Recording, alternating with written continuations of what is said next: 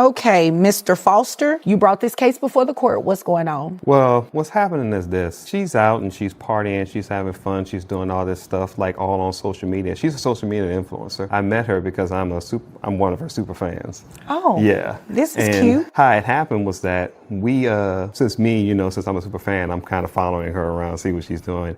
But she actually called for me to cater to one of her areas, which is how we actually hooked up from there, because I'm a chef. Okay. We have one child together, and she's not really doing the things that she's supposed to do. It all started with a double tap and a dream. A superfan turned personal chef is now standing in court asking for one thing: responsibility. He says she traded diapers for DMs and parenthood for parties. But is she really just chasing clout?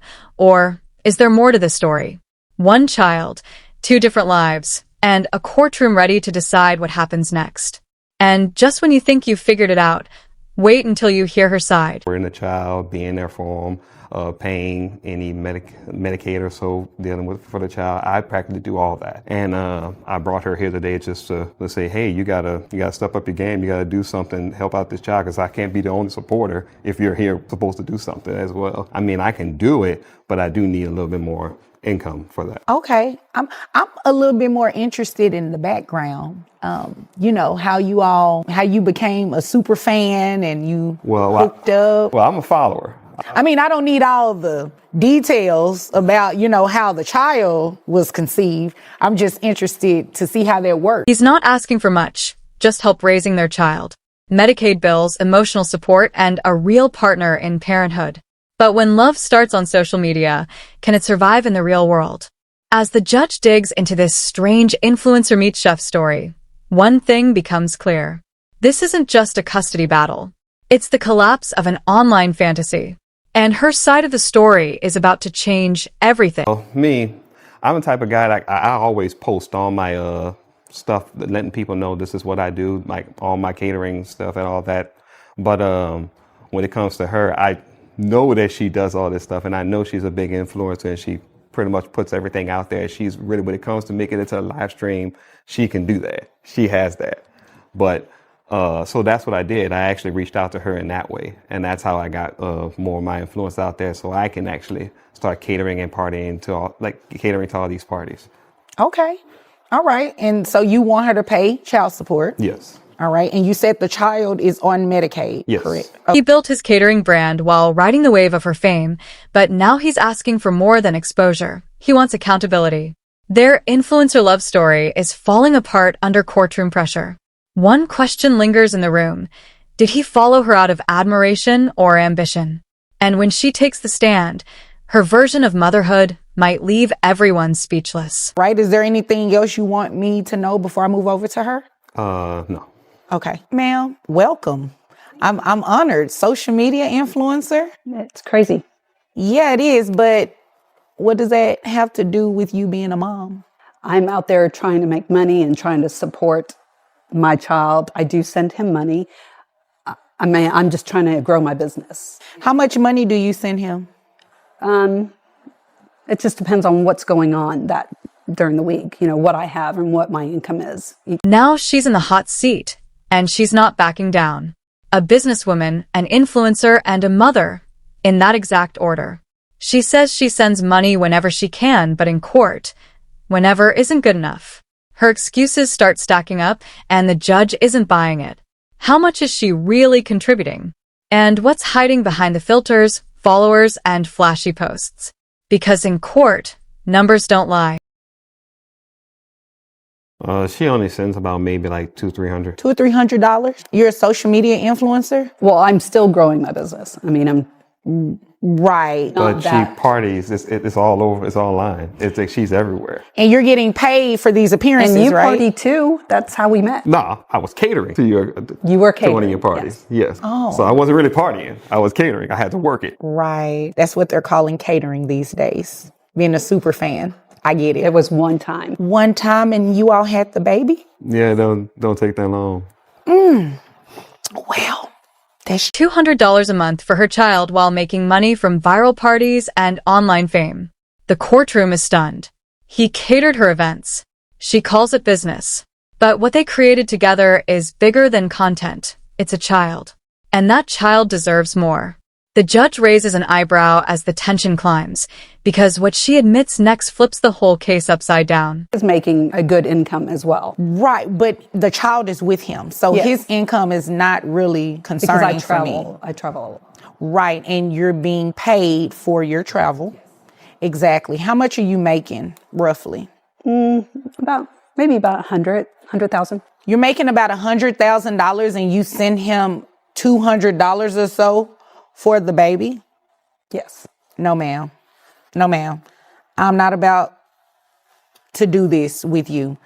You're making a lot of money and your child is coming up short and you don't have a problem with that? No, I do have a problem with that. I would like him with A $100,000 yearly income, and she's sending almost nothing for her child. The courtroom shifts instantly. The judge leans in because this isn't about money anymore. It's about priorities. She says she wants her son traveling with her, living the spotlight life. But is that love or leverage? The reckoning is here, and the court is about to see how far she'll go to protect her lifestyle. You want the baby to be on social media for likes and follows. Oh, it might What be about- something that Like, what about school and all those other he can academic do things that he has to homeschool do? when he's 3. So He's where going is to he be on homeschooling? In virtual hotels and stuff school like with that? likes and followers. You see it all the time. Why not? I mean, Right, but don't you believe that that's a distraction? no, I mean, I feel like, I'm making a pretty good income, and I think that this could really help him when he's older and to save up some money. Well, if you're making a pretty good income, you can send more. I agree with that. Maybe you could work harder. No, ma'am. Maybe you can work harder to be in your child's. Likes, shares, followers. She wants her toddler inside the algorithm. But at what cost? The judge sees distraction. She sees opportunity. And the courtroom sees a mother choosing fame over family. Can an Instagram empire justify neglecting a child's reality? With school, stability, and security hanging in the balance, the judge is about to make a decision she never saw coming. How often do you have the child? When he allows the child to be with me when I'm not traveling. Oh, okay. So when you're not traveling, that's how often? Really, a couple of days, a month. Exactly. You made that up. This is what we're going to do. We're going to place you on child support based on that $100,000 a year, ma'am. Yeah. And don't look confused. It's the right thing to do. It is absurd that you believe it is okay to only send a couple of $100s to dad for your child. And you actually think that it's okay for your child to be toting along with you to grow your social media influence? Yeah, no, that's not where we're going. 2 days a month. That's how often she sees her child. Her face changes the second the judge says it out loud. A $100,000 annual income and barely any parenting time. This isn't punishment, it's reality. Parenting isn't part-time, and social media won't pay for a child's future.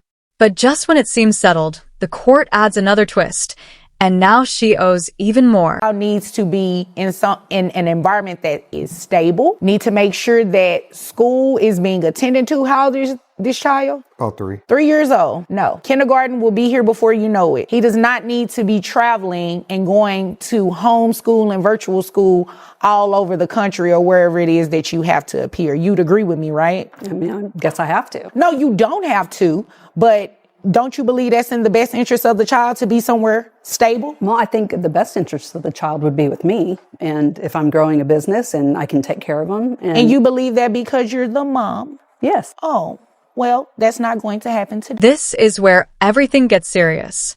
The child is 3. Kindergarten is right around the corner. But she wants him traveling city to city, living on planes and in hotel rooms while she chases content. The judge isn't having it. Stability matters. School matters. Routine matters. And when mom says, "But I'm the mother," the courtroom hears entitlement, not evidence.